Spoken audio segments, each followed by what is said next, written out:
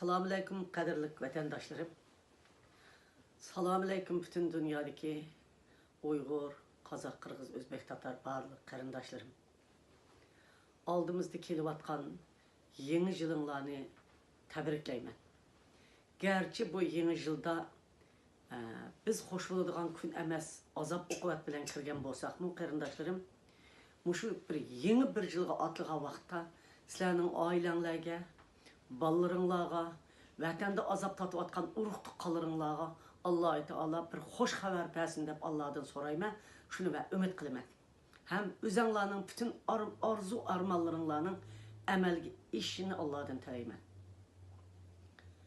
Vatandaşlarım, benim halkım, yeni bir yıl kelivatıdır.